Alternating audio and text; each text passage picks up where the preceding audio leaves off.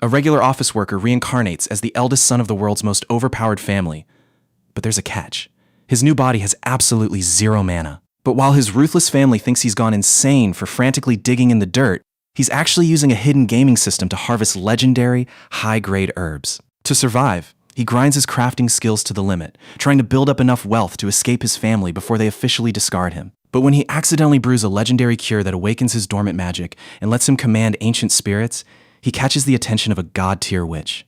Now, powerful figures suspect he might be a missing, world-saving hero, just as his fragile body collapses from pure exhaustion. What will happen when his terrifying family discovers the insane power he's actually hiding? Imagine being born into a family so ridiculously overpowered they can knock birds out of the sky with nothing but their aura and allegedly keep the emperor himself on a tight leash.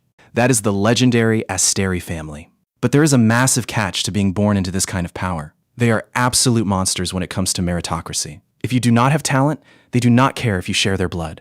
They will kick you straight to the curb. Right now, the servants' gossip mill is working overtime. The whispers in the hallways are all about the eldest young master, Lion Asteri. Rumor has it, our boy just failed his mana, awakening for the third time, suffering another brutal mana shock. The maids are already placing bets that his younger brother is going to take over the family. To make matters worse, Lion has been acting completely out of his mind ever since he recovered. His bizarre behavior started about a month ago. After being bedridden for a long time, he suddenly woke up, spent days muttering absolute nonsense, and then bolted out of the mansion. He sprinted into the backyard during a massive downpour like a man possessed, fell to his knees, and started frantically digging into the dirt with his bare hands. When he finally pulled his muddy, ruined hands out of the earth, he lifted up a glowing plant and screamed in absolute agony, only for everyone to realize he was crying over a common weed. Since that day, he has literally done nothing but pull weeds. There is a very good reason for this madness. The original Lion is gone. Inside his body is Baek Yi-hun, a South Korean office worker who quit his job on a whim to escape a toxic boss. To celebrate his freedom, he logged into a nostalgic MMORPG and bought a cozy crafting package, looking forward to a relaxing, low-stress playthrough. Next thing he knows, he wakes up 50 years after the game's final chapter, trapped in the body of this talentless noble. Even though his new body has zero mana, the expensive crafting skills he bought before reincarnating are fully active. While everyone else thinks he is losing his mind, he is actually seeing glowing system notifications in the forest. He is casually harvesting high-grade plants like blue basil and aqua rosemary, unlocking achievements and earning shillings. Once he collects enough currency, a shilling shop will unlock. For our boy, this is his golden ticket. If he can level up his crafting stats and secure enough wealth, he can secure a safe escape before this ruthless family decides to officially discard him. While he is crouched in the dirt, happily harvesting a rare 3-star red sun fern, the family advisor, Sylvia, quietly sneaks up on him. She notes that he seems incredibly dedicated to his new hobby of pulling weeds. Seeing an opportunity to test how his game interface works, Lion holds up the glowing herb and asks if she can see the light coming from it. Sylvia just stares at him with a completely blank look. Yep, the magical HUD is definitely for his eyes only. Then, Sylvia drops some terrifying news. The patriarch wants to see him. This is Pithric Asteri, Lion's grandfather, and the literal human embodiment of the law of the jungle. He is not the kind of guy you want to disappoint when you have zero mana. Realizing he doesn't even have a decent bribe prepared to buy himself some time, Lion panics. He nervously asks Sylvia to tell his grandfather he will stop by later, and quickly asks her for a favor. Meanwhile, up in the patriarch's grand office, Pithric is receiving a status report on his grandson. The old man is already annoyed that Lion has zero mana and spends his days doing lawn care. When Sylvia returns and casually delivers the message that Lion will drop by later, Pithric absolutely loses it. He explodes in a fiery rage, roaring that if Lion doesn't show his face right this second, he is going to burn the entire forest to the ground. Sylvia, completely unbothered, calmly promises to deliver that threat, word for word. But here's the twist. Once Sylvia leaves and the door shuts, the terrifying patriarch drops the scary act and starts grumbling to himself like a sulky child. It turns out he isn't actually furious about the weeds or the lack of mana. He is just deeply offended that his grandson didn't come visit him first to say he was feeling better after waking up, choosing instead to spend weeks ignoring him in the forest. Our boy needs to prepare for his meeting with the terrifying patriarch, but he can't just show up empty-handed. Luckily, the Asteri estate is absolutely loaded, and Lion manages to get himself into a state-of-the-art magical laboratory. We are talking high-grade alchemical equipment, shimmering glass flasks, and complex brewing vessels everywhere. For a guy planning to craft his way to freedom, this place is basically a cheat code. Lion opens up his handy system interface to see what he's working with. Right next to his gathering skill, he has potion brewing. The path to mastery goes from apprentice to skilled, then master craftsman, and finally grandmaster. Higher ranks mean better quality and a much better touch. But how do you level up fast when you are starting from zero?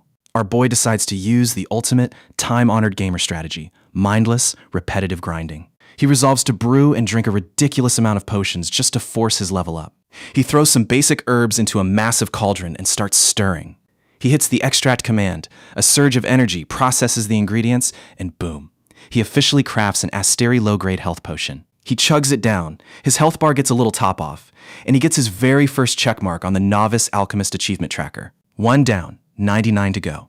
This is where the grind gets painfully real. Brewing the potions is the easy part. The hard part? He actually has to drink them. Since his health is already completely full, chugging a non-stop stream of recovery potions turns into a brutal endurance test. Bro is bloated, physically miserable, and suffering through intense discomfort, but he refuses to quit. Finally, after forcing down the absolute last drop of liquid torment, the sweet sound of a system chime rings out. He hit the 100 potion milestone, pocketing a sweet 1,000 shillings and boosting his alchemy level straight to apprentice level 4, which unlocks a brand new recipe. Now that his skills are leveled up, it is time to craft the ultimate bribe for his grandfather. Lion sits down and actually uses his brain here. Giving a legendary mage, a mana potion is completely pointless, and a health potion is useless since the old man has top-tier healing mages on speed dial. But Lion knows his grandfather is constantly drowning in administrative paperwork. Sure, powerful mages can use mana to keep their bodies from getting physically tired, but mental exhaustion is a whole different beast. So, Lion decides to whip up a cure for mental fatigue. He gathers the ingredients, works his magic over the cauldron, and executes the extraction. The result is a 2-star mental fatigue recovery potion. This is a rare, high-quality item that a low-level alchemist has no business making. Just catching a whiff of its fresh scent instantly clears Lion's head, and the potion itself works by letting the user recall their happiest memories. Talk about the perfect gift. But the system isn't done rewarding him, because Lion somehow managed to brew something way above his current pay grade. A cascade of notifications flashes in front of him. The system unlocks the possibility of him forming a mana circle, and he instantly activates a new talent called mana distribution, which gives him insanely precise control over his mana. Suddenly, intense blue energy erupts all around him. His dormant power is finally waking up. Our boy is absolutely ecstatic. Not only does he finally have magical potential, but his master plan to escape this terrifying family is looking smoother than ever. Later that day, Lion is chilling back in his room, slumping comfortably into a chair. He is riding high, feeling incredibly proud of how fast he is progressing. The escape plan is solid, his power is growing, and life is good.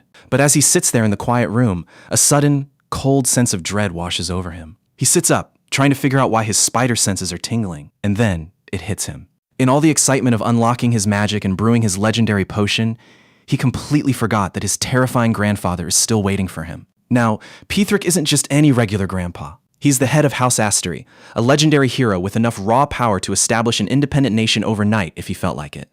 But right now, despite his god-tier status, he's just a worried grandfather pacing by the window because his grandson is late. Sylvia is standing nearby, watching him fret, and asks why Lion is going to such extreme lengths to brew potions anyway. Pithric grumbles, acting like a classic sundeer. He complains about what the boy is trying to achieve with such a frail body when the family already has unlimited wealth and power. But deep down, he just wants our boy to live a safe, comfortable life without any more danger. Sylvia gently points out that Lion actually looked genuinely happy while crafting his potions. Pithric sighs heavily. Happiness feels like a massive luxury when death is constantly looming over the kid. Lion barely survived his 3rd mana shock, which is basically a medical miracle. Pithric knows they can't rely on luck forever, and he just wants the child to be safe and healthy. Their conversation is cut short when Sylvia announces that the young master has arrived. Lion enters the room, dressed formally and standing respectfully before his grandfather's desk. He politely apologizes for keeping him waiting. When Pithric sternly demands to know what took him so long, Lion doesn't flinch. He calmly explains that his recent near-death experience gave him a lot to think about.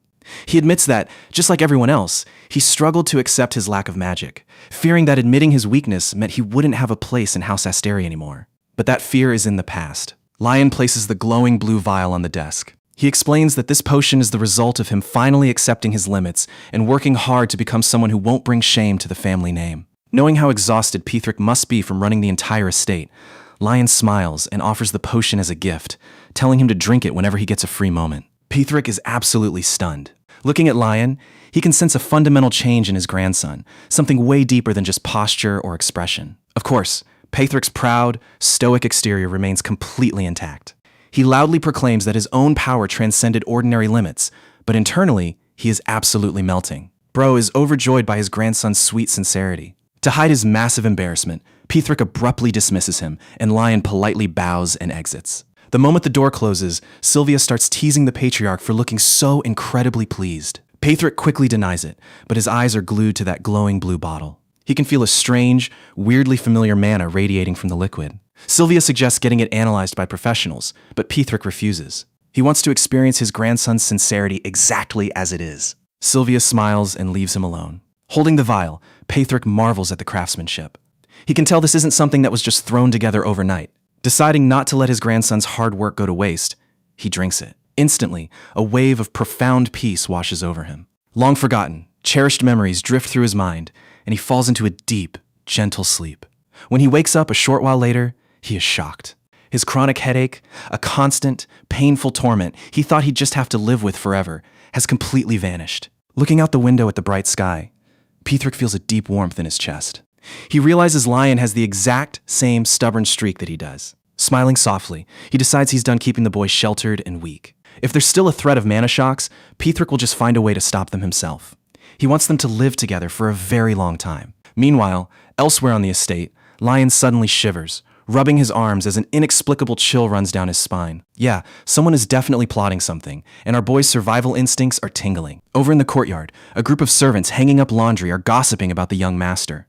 One of them actually laughs out loud, joking that Lion's weird weed-pulling phase was probably just him looking for a place to bury himself. But Hannah, Lion's incredibly loyal red-haired maid, is not having it. She angrily confronts them, absolutely furious that so many of Lion's personal attendants are quitting over these ridiculous rumors, especially after everything the young master has done for them. As she's venting her frustration, the male servant's face suddenly goes completely pale. He points shakingly behind her in pure terror. Hannah turns around, and standing right there is the chief attendant. Looking completely serene but radiating a terrifying authority in her dark attire and lace gloves, she calmly asks Hannah to explain exactly what these rumors are all about. Pithrick finally wakes up from his legendary, deeply restorative nap and instantly apologizes to Sylvia for keeping her waiting. He's been a bit sidetracked by, well, sleeping like a baby for the first time in years. When he asks if something urgent popped up so early in the morning, Sylvia doesn't even answer with words. She just holds up the glowing blue potion Lion gifted him and asks if she can run a quick diagnostic on it using her witch's eye. As soon as she activates her magical sight, a glowing ring of ancient runes swirls around the bottle. Sylvia's smug composure instantly evaporates, replaced by absolute shock. She straight up tells Pithrick that there is no way their frail young master made this on his own. In fact, she recognizes it as a variation of the legendary hero's potion. To put this in perspective, 50 years ago, a legendary hero single-handedly ended the war with the demons and then vanished off the face of the earth. This guy was such a powerhouse that no dungeon could hold him, and even the gods hesitated to cross him. For Sylvia, who is currently trapped by a magical contract buried deep inside the Asteri family's labyrinth, this missing hero is literally her only hope of ever gaining her freedom. Finding a potion that smells like his work is a massive deal. Pithrick, however, plays the voice of reason.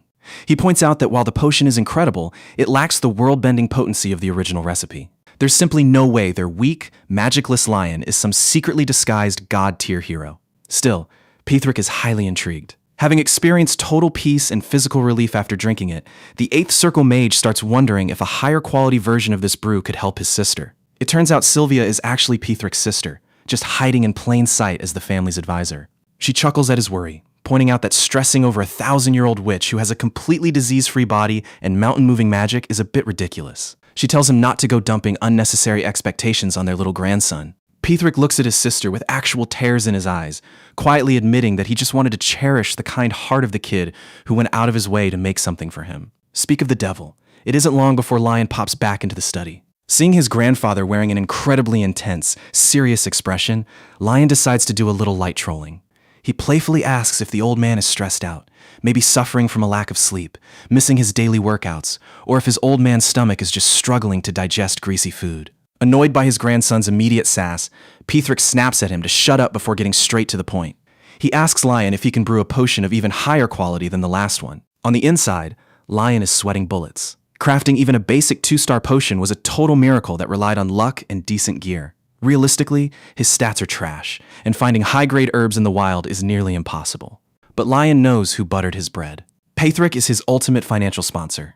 He cannot afford to lose this golden opportunity. Pushing his panic aside, Lion puts on a confident face and promises that while it'll take some time, he can definitely get it done. When Lion asks who the lucky recipient of this high-grade potion is, Pithrick casually mentions he plans to give it to the headmaid. And right there, Lion's brain completely misfires, initiating a massive misunderstanding. He immediately assumes his grandfather is feeling lonely after the passing of grandmother, and is trying to shoot his shot with the headmaid by gifting her a high-end potion. Lion is so deeply moved by this imaginary elderly romance that he stands there holding back tears, nodding in solemn, bro-to-bro sympathy to show he understands. Fired up to be his grandpa's wingman, Lion eagerly asks for 2 weeks to deliver the ultimate love potion. But when Pithrick reacts with visible shock, Lion completely misinterprets it. He assumes his grandpa is impatient and doesn't have that kind of time to waste. Panicking, Lion hastily corrects himself, promising to bring back a high-grade potion in just 1 week. He scrambles out of the room to get to work, leaving a thoroughly baffled Pithrick shouting in confusion behind him. Once he's outside, the post-hype clarity hits. How on earth is he supposed to craft a 3-star potion in 7 days? He doesn't have time to grind his brewing levels, and with his low proficiency, trying to process high-grade herbs would probably just ruin the materials. Desperate, he pulls up his shilling shop menu, hoping he can just pay to win. But the system store is a total disappointment. It's heavily restricted, only letting him preview items that cost under 100,000 shillings, and the item descriptions are so blurry he can barely read them. Worst of all, the prices are outright highway robbery. Basic, everyday gear like a pair of sharp scissors, a simple fishing rod, and an old key are listed for a staggering 10,000 shillings each. Even magical seasonings are priced that high. Realizing the system is completely ripping him off, Lion shuts down the window in frustration. Since pay to win is out of the question, he has to go the old school route, find high-quality crafting tools in the physical world to naturally carry his success rate. Lion heads down to the local smithy. The moment he steps inside, he's greeted by a muscular blacksmith with a bright red beard and braided hair who is loudly arguing with his assistant, complaining about how they are way too busy to deal with any annoying interruptions. Walking right into the doorway, Lion politely introduces himself. Dressed in incredibly fancy, high-end noble clothes, he flashes a confident smile and asks if he can rent out the forge to try his hand at smithing. Before the angry blacksmith can even open his mouth to kick this rich kid out, Lion slams a massive, heavy pouch overflowing with glittering gold coins onto the table. Money talks, and Lion just offered a ridiculously massive payout just to use their hammer. Before our boy even stepped foot inside the workshop, he was standing outside, eyeing the local tools like a disappointed critic. He checked out a few basic trowels hanging on the wall and realized they were absolute garbage. They would probably break after 5 minutes of actual work, and buying them would just be throwing money away. Even if he pulled the "do you know who my family is?" card to get a master craftsman to make one, it would take days. Lion was on a tight deadline, so he came to a bold conclusion. He would just build the high-grade tools himself. Cut to the present. Lion walks into the forge and drops a heavy bag of gold coins in front of the owner, Millionth Mudu. But instead of being thrilled by the easy payday, Mudu is just incredibly annoyed. He is a dwarf with a massive beard, and right now, his forge's fire is dying. He has zero patience to play babysitter to some rich, noble kid. His younger brother and assistant, Sean, is basically sweating bullets, frantically trying to return the gold and offering to just give Lion a regular trowel for free so they can get him out of the shop. But Lion is locked in. He looks at Mudu and realizes this guy is a literal dwarf. In this world, dwarves are basically cheat codes for craftsmanship, possessing insane strength, ridiculous precision, and the ability to handle fire without getting burned. Finding a real dwarf running a forge in Asteri territory is a massive stroke of luck. When Mudu demands to know who this kid is, Lion introduces himself. The second Mudu hears House Asteri. The pieces click. Ah, yes. It is the famously eccentric young master. Amused by Lion's reputation, Mudu's grumpy exterior immediately melts.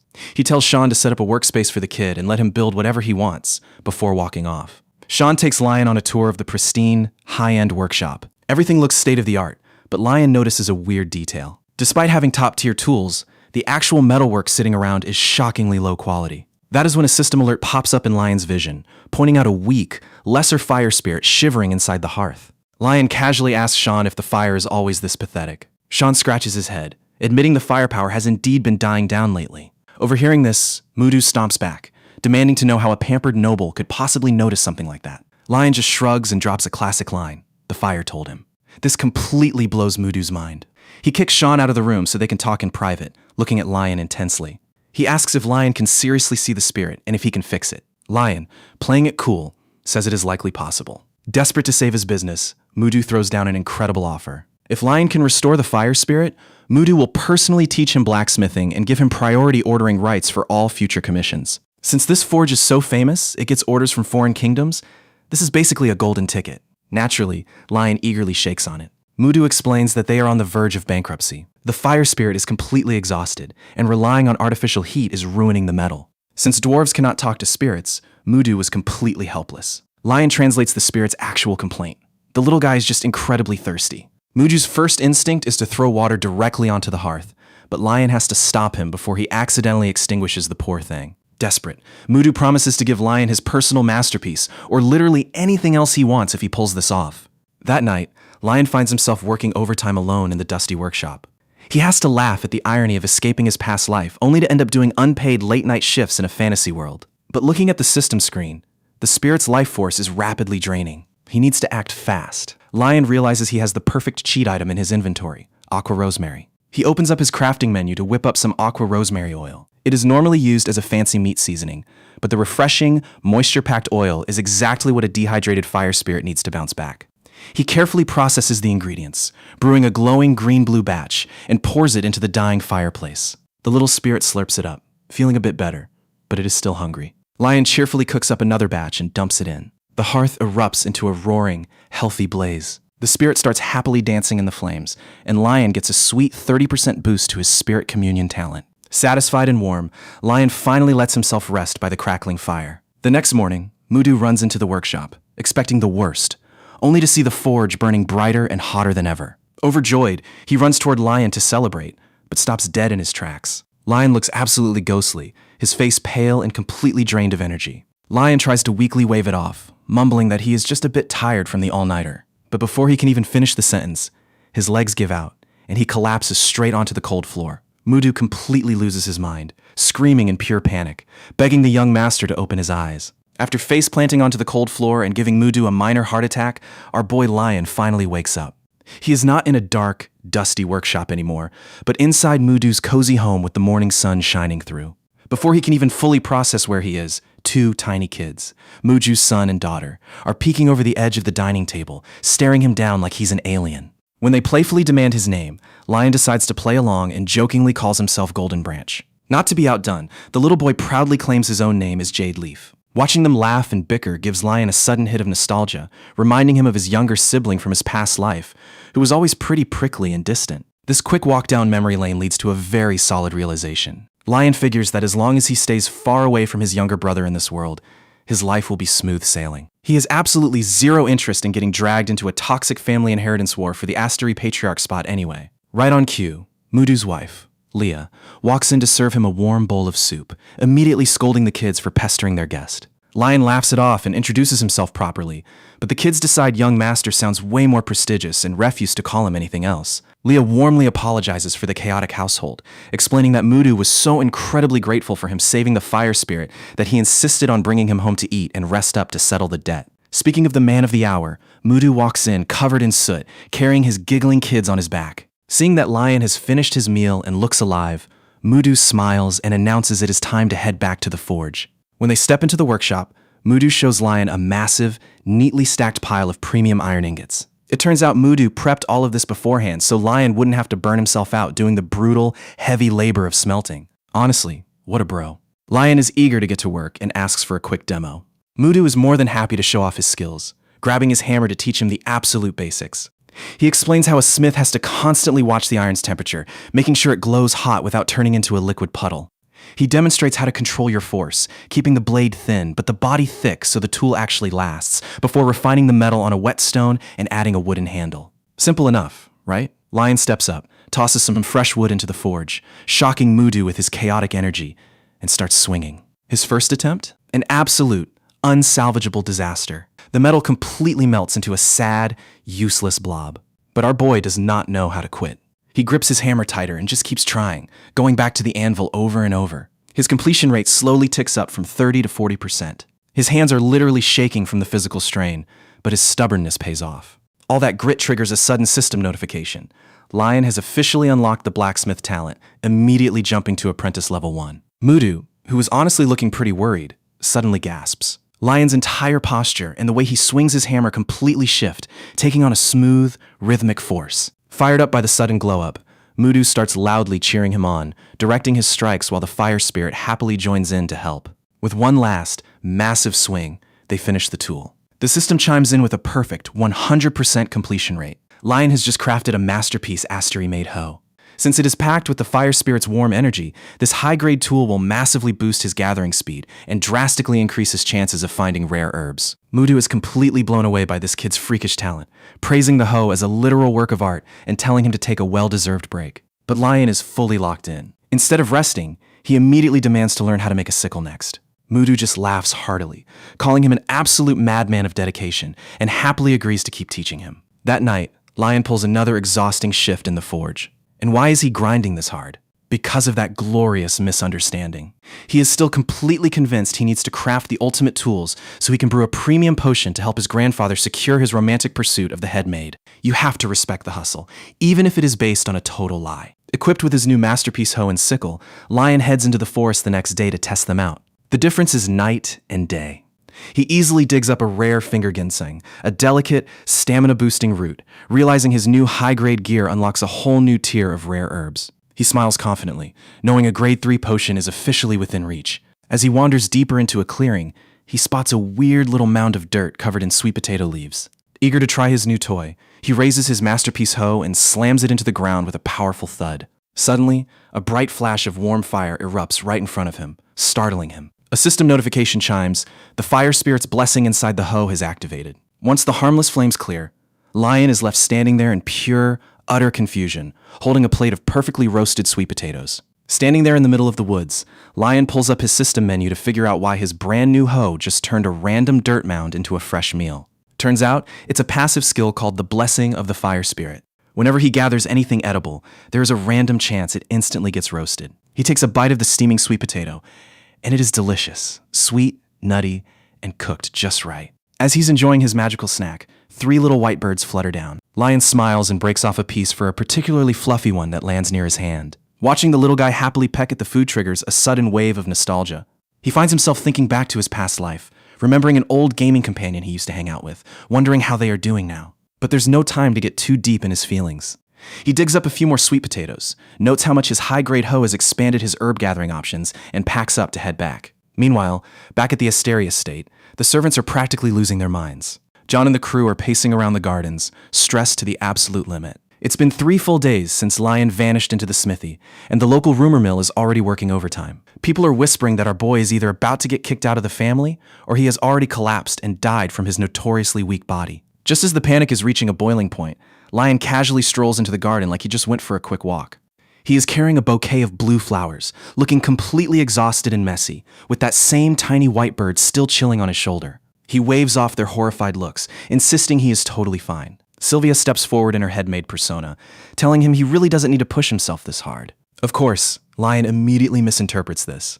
He figures his grandfather just couldn't keep a secret and must have let their deal slip. Smiling proudly, Lion tells her she doesn't need to worry because he already gathered all the ingredients ahead of schedule. The servants frantically try to offer him medicine for his various scrapes, but Lion just brushes them off and runs straight to his workshop, eager to start brewing. Watching him sprint away, Sylvia is left with a complicated mix of worry and a strange, sudden hope. Since she is actually a witch, normal human potions do absolutely nothing for her. But seeing this frail, sickly boy spend days working in a scorching forge and digging up herbs all night just to help her touches something in her. She starts to wonder if maybe, just maybe, this kid might actually pull off a miracle. A few days later, Sylvia is meeting with Pethric in his private study, holding a glowing blue vial. 1 sip is all it takes. The heavy, decades-long magical fog that had been clouding her mind and emotions completely vanishes, leaving her thoughts sharper than they've been in ages. Shocked, she asks Pethric if he secretly stepped in to help the boy brew something this powerful. But the patriarch shakes his head. He had nothing to do with it. This means Lion created a literal hero's potion entirely on his own. Instead of celebrating, though, a heavy silence falls over the room. In this world, a hero isn't a glorious title.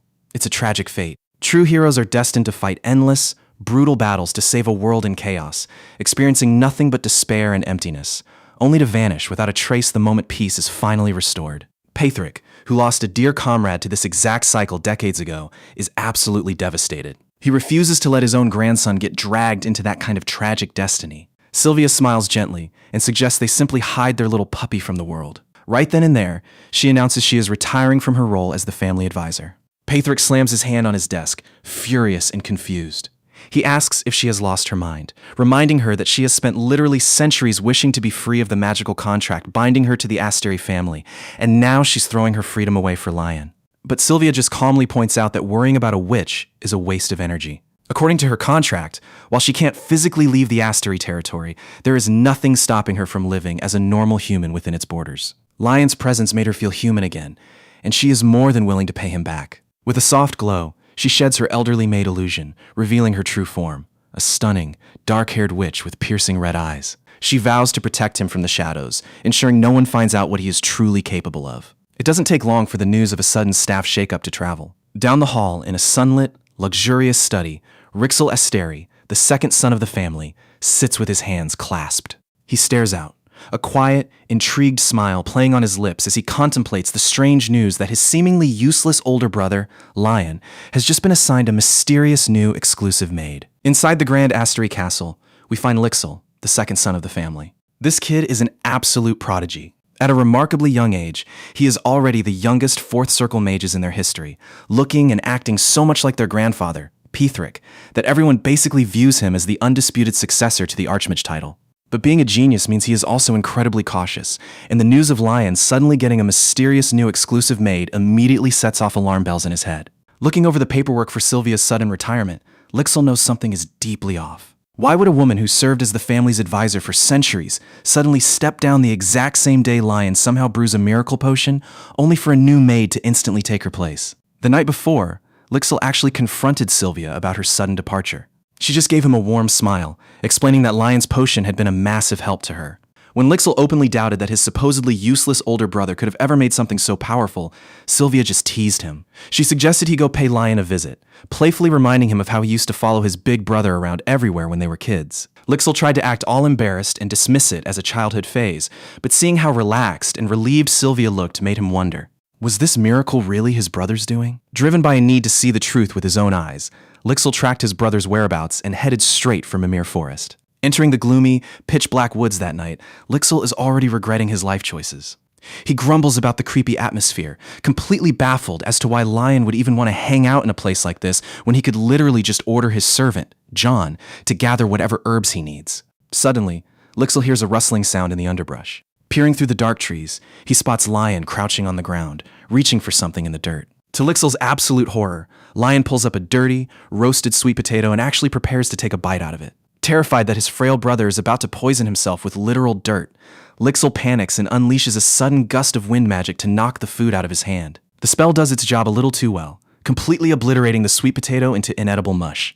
Lion is instantly furious, clenching his fists and demanding to know who just ruined his dinner. But when he looks up and sees his little brother standing there, his anger melts into pure confusion. Realizing his cover is completely blown, Lixel tries to salvage his dignity by proudly lecturing Lion on hygiene, arguing that eating dirty things off the forest floor is wildly unscientific. Lion just gives him a deadpan look. He points out that it's a sweet potato, which, naturally grows in the dirt. Since Lixel is a sheltered noble who has never seen peasant food in his life, he tries to save face by calling it a starch-rich root vegetable. Lion is completely dumbfounded. He asks if his genius little brother has seriously never eaten a sweet potato before, teasingly telling him that he is seriously missing out on life. Lion tells Lixel to take a seat while he digs up some fresh ones. Remembering his brother can use fire magic, Lion asks if he would mind starting a campfire for them. Lixel quietly agrees, and before long, a warm, cozy fire is crackling away in the freezing forest. Lion wraps up the fresh sweet potatoes and tucks them right into the glowing embers. Lixel watches anxiously, worried they are just going to burn to a crisp, but Lion reassures him that the thick skin protects the inside, letting them cook perfectly. As they sit together on a large log, Lion remarks that taking a step back and just relaxing is just as important as constantly running forward. Watching the dancing flames, Lixel quietens down, softly admitting that he is beginning to understand. Once the sweet potatoes are ready, Lion pulls them from the embers and hands one over. Lixel hesitates for a second, but the moment he takes a bite of the steaming food, his eyes go wide. It is incredibly delicious. The cold, gloomy forest suddenly feels incredibly cozy as Lixel completely forgets his noble manners and starts devouring the sweet potatoes with a massive teenage appetite. Lion just watches in quiet amusement, thinking about how much growing kids can actually eat. When Lixel finally stops and notices the mountain of empty skins piled up at his feet, his face turns bright red, utterly embarrassed by how much he just stuffed his face. Lion just smiles warmly and tells him to eat as much as he wants, genuinely thanking Lixel for working so hard on behalf of the family in his place. Hearing this makes Lixel's expression go somber. He points out that while being the sickly sibling is incredibly difficult, it is also really hard on the people who have to stand by and watch them suffer. But Lion gently shuts down the guilt, telling his brother that he has never once considered him a burden, nor has he ever blamed him for anything. Getting surprisingly emotional under the starry night sky, Lixel finally confesses the truth. He admits he was actually jealous of Lion, envious of the quiet freedom his older brother got to have. He quickly tries to play tough again, insisting he is perfectly happy with his position and will continue to do his absolute best for the family, but Lion just laughs softly. Placing a warm, reassuring hand on Lixel's shoulder, Lion tells him he is still just a kid. He encourages his younger brother to be a little selfish sometimes and actually take the breaks he deserves. Looking at his brother, Lixel is deeply moved, finally understanding what Sylvia meant. Sitting close together by the crackling campfire under the stars, Lixel lets out a genuine smile, deeply glad he chose to come find his brother tonight. Our boy Lion is chilling on his luxurious bed, checking out his system interface. He is currently sitting on 71,500 shillings, and since the shilling shop fully unlocks at 100,000, he is tantalizingly close to accessing the good stuff. He stretches, feeling incredibly relaxed. There are wild rumors floating around the estate that he got punished for brewing that miracle potion for his grandfather, but he honestly couldn't care less. He even chuckles to himself, thinking it is a bit of a tragedy that his grandpa got rejected by the head maid, Sylvia. But hey, the old man's love life is none of his business. More importantly, Lion has actually bonded with his younger brother, Lixel. Now that he doesn't have to worry about being immediately kicked out of the family, Lion figures it is finally time to go out and treat himself. Just as he is gearing up to head out, there is a knock at the door. In walks the new maid, Elvia. She is a striking woman with long black hair and intense red eyes, looking straight out of a mysterious fantasy lineup. The second she enters, Lion gets this weird, inexplicable gut feeling of discomfort, but he quickly shrugs it off. I mean, this is a fantasy world with dwarves and magic, so meeting people from mysterious races is basically just a typical Tuesday. Lion welcomes her and mentions that, thanks to her arrival, he actually managed to bridge the gap with his brother. Elvia just politely bows, playing totally dumb. Lion doesn't push it, smiles, and tells her they can catch up later since he has plans to spend the day out with Lixel. Meanwhile, Lixel is waiting outside, but his brain is in absolute overdrive with anxiety. He has been quietly watching Lion's daily routine, and he is deeply concerned about how incredibly frail his older brother is. He vividly remembers times when Lion would literally faint from the sheer physical strain of digesting food.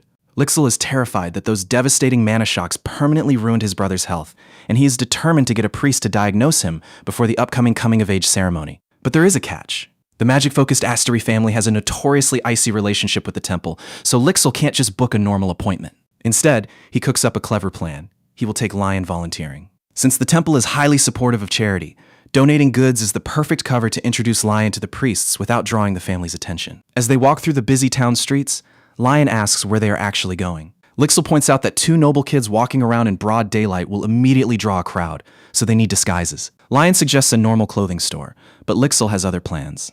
He leads him to a hidden, sketchy-looking magic shop with a pointed roof. They are greeted by a cheerful, bald shopkeeper boasting that his store has absolutely everything.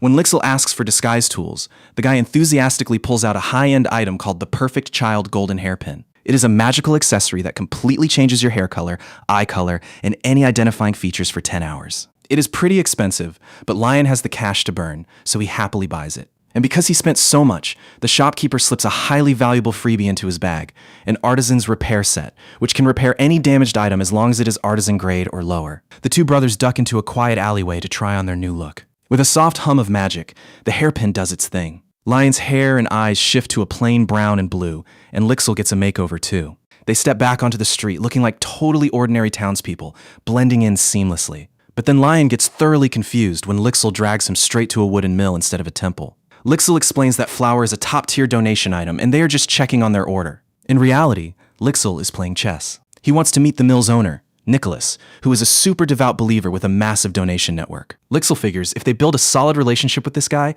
they can easily secure a private, hassle-free introduction to a temple priest. Nicholas welcomes the disguised boys warmly and presents several sacks of pristine, freshly milled wheat. Seeing two young kids buying this much flour, Nicholas asks what they are up to. Lixel plays his part, explaining with gentle sincerity that he saw starving kids in the territory and just wanted to help. Nicholas is deeply moved. He asks if they have a specific donation site in mind, and Lixel is internally begging the man to suggest the temple. Right on cue, Nicholas recommends the orphanage run by the temple. He explains that their subsidies have plummeted recently, and since the magic-obsessed Asteria state only cares about research, prestigious noble families rarely support temple charities. Nicholas is pretty sharp, though. Looking at their massive order and polite way of speaking, he instantly pieces together that these two are secretly from a highly prominent noble house. While Lixil is internally celebrating his plan working out, Lion steps forward to point out a major, realistic flaw. He points out that even if they donate all this raw flour, it is still going to take the orphanage a ton of time and effort to actually turn it into edible food. Nicholas looks surprised by the practical feedback. Lion turns to his younger brother with a confident grin and proposes an even better idea. They should just use the flour to bake fresh bread right here and now, so the hungry kids can actually eat the moment it is delivered. Lion crosses his arms and drops some quick logic. He suggests they use the freshly milled flour to bake the bread right now. His reasoning is simple. Sure, the kids might get flour, but they probably do not have other essential ingredients like yeast or oil. If they are going to do a good deed, they might as well go all the way and give the kids warm, freshly baked bread. Nicholas, the mill owner, is immediately sold.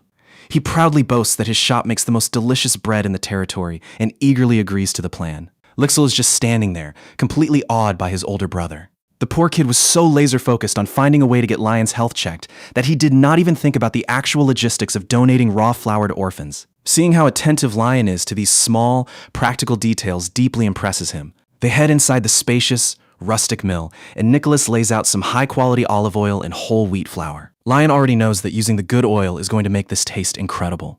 Nicholas starts giving them a hands-on demonstration, showing them how to mix the flour with yeast, salt, and milk before letting the dough ferment in an oil-coated container. He then shows them how to gently press out the air bubbles, fold in some crushed sunflower seeds, and shape the dough into round loaves. Lion watches this and smiles. Compared to the massive headache of studying complex magic formulas, baking bread feels like a total breeze. Time to put their skills to the test. Nicholas throws his first batch and Lixil's dough into the oven. Lixil gets a bit too greedy with his portion size, so his first loaf ends up with a slightly burnt crust. Nicholas is super nice about it, warmly dismissing it as a decent first try. But Lion's bread bakes to a beautiful, glowing golden brown. It is crisp and chewy on the outside, yet incredibly moist and soft on the inside. This successful bake instantly bumps Lion's cooking proficiency up to apprentice level 2. Nicholas is literally holding the warm roll in a sweating hand, completely astounded that a young noble managed to pull off professional level baking on his very first attempt. When Nicholas asks how on earth he achieved such a result, Lion just plays it cool and humble.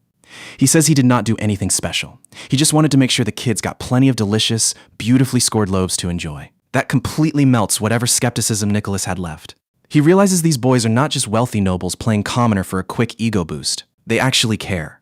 Determined to match their kindness, Nicholas packs a bag and asks them to pause their baking for a moment while he runs out to handle something urgent. Lixil is a bit worried they might have inconvenienced the busy shopkeeper, but Lion tells him not to sweat it. They keep the oven running and bake dozens of fresh loaves while they wait, steadily grinding Lion's baking achievements. When Nicholas finally returns, he is not alone. Moved by their generosity, he went out and rallied a whole crowd of smiling villagers to help with the charity drive. Among the crowd, Lion spots Leah, the blacksmith Mudu's wife. She is filling in because her husband is busy at the forge.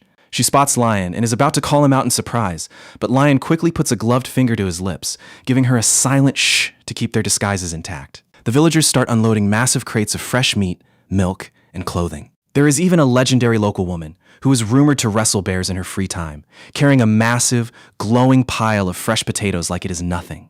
Seeing the whole community come together like this makes Lixil swell with pride. He whispers to Lion that he is destined for greatness. But Lion is actually having a bit of a moral crisis.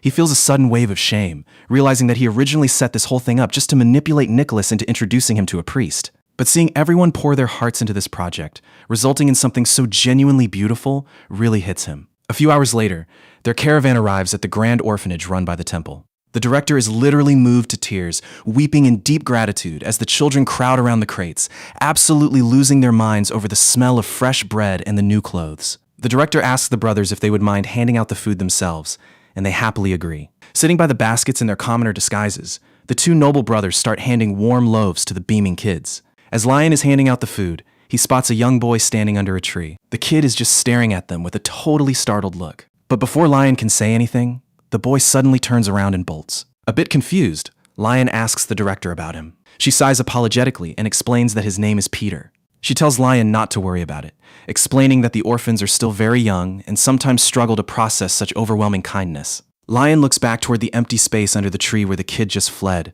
quietly repeating the name Peter to himself. In the sunlit courtyard of the orphanage, the volunteers have finally finished handing out warm bread to almost all the kids. But as Lion carries his wooden basket under the bright sky, he notices someone is missing. He turns to the director and asks where Peter is, pointing out that the little guy hasn't gotten his share yet. The director lets out a heavy sigh, and the story she tells is honestly heartbreaking. It turns out Peter is incredibly shy, and his extreme withdrawal has actually caused his adoption to fall through 3 separate times. Ever since those painful rejections, the poor kid has stubbornly refused any donated food or supplies, completely closing himself off from the world. Determined to help, Lion goes searching around the grounds and eventually finds Peter sitting all by himself under a tree, hugging his knees with his face buried in his arms. Looking at his hunched little figure, Lion notes that while the boy looks to be about the same age as the blacksmith Mudu's kids, he is far too thin. Lion walks over and gently kneels on the grass right next to him. Softly calling his name, he offers him a freshly baked roll, teasingly telling him that it's the very last one, and describing just how warm and fluffy it is. Peter keeps quiet and refuses to look up, but his stomach completely betrays him with a loud, rumbling growl. You can't argue with biology, kid. Lion smiles, playfully asking if he's hungry. He realizes that if Peter were just throwing a normal temper tantrum, he could easily play along with it. But the fact that this boy is stubbornly refusing to eat, even while starving, means he needs real, patient care. Meanwhile, Nicholas and the other villagers finish wrapping up their work. They start waving goodbye to the orphanage staff, preparing to head back to town. Believing the volunteers have finally left, Peter slowly lifts his head. He looks around the now quiet yard and mutters bitterly about hypocrites who only do charity to feel good about themselves before abandoning the kids and never returning. But when Peter turns his head, he gets the shock of his life. Lion is still sitting right there, cross-legged on the grass beside him. Startled, Peter scrambles backward, demanding to know why he hasn't cleared out yet. Lion just smiles warmly, joking that Peter was sleeping so peacefully he didn't have the heart to wake him. He holds out the bread again, asking if he wants a bite, but Peter stubbornly turns his face away with a sharp grunt. Seeing that the gentle approach isn't working, Lion decides it's time for a direct intervention. Smiling, he leans forward, lightly grabs Peter's cheeks, and playfully pops a piece of the warm bread straight into his mouth. Peter gasps in pure shock, but the second he actually bites down, his eyes instantly light up. Overwhelmed by the delicious, savory flavor, all his stubbornness completely melts away, and he starts eagerly devouring the loaf with both hands. Lion watches him with a warm, amused smile, offering him another portion and mentioning that it was actually his own personal share. Holding the golden brown roll, Peter feels incredibly conflicted. This is just normal, everyday bread with no fancy ingredients, yet it tastes better than anything he has ever eaten in his life. He quietly mutters that adults normally only do nice things for show, bitterly recalling how his previous prospective parents treated him kindly, only to discard him the moment they realized he didn't instantly view them as his real family. To Peter, all adults are just liars. Lion listens to the heavy confession patiently before pointing out a simple truth. He notes that while upset, adults often skip meals and regret it later, Peter is eating remarkably well despite how angry he is. Kneeling in the golden sunset, Lion explains that he baked this bread himself, and he's simply happy to see someone enjoying it. Hearing those genuine words, Peter's stubborn defenses finally crumble. He begins crying dramatically, but because he still has a bit of pride left, he insists through his tears that he's only weeping because the bread is just too delicious. Lion smiles, asking if that's really the case, and Peter quietly nods. Standing up to dust off his clothes, Lion promises to bake even more and bring them to him next time. He extends his pinky finger to seal the deal. Skeptical but definitely intrigued, Peter asks if he's actually serious. Lion confidently smirks, noting that he has never once broken a promise in his life. Staring at their linked pinkies, Peter softly murmurs that he'll eat 2 loaves next time. Lion pats his head, playfully questioning why he'd only eat 2 when he could easily manage 3. Peter blushes and huffs, but off in the distance, the director is moved to tears. It has been years since she last saw Peter smile. She realizes that if the staff had only shown the same patience and sincerity as Lion, the children might have opened their hearts much sooner. Lion walks Peter back to join the other children just as the sun begins to set. The villagers are getting ready to head out, waving goodbye and thanking the staff. But as Lion and Lixel prepare to leave, the director runs up to them, clasping her hands and begging them to stay just a little longer so the orphanage can properly express its gratitude. She excitedly reveals that she made a quick call and a very special guest is on the way. She asks if the brothers would be willing to stay behind to receive a priest's blessing. Over in the corner, Lixel's eyes go wide with absolute shock and triumph. His incredibly risky,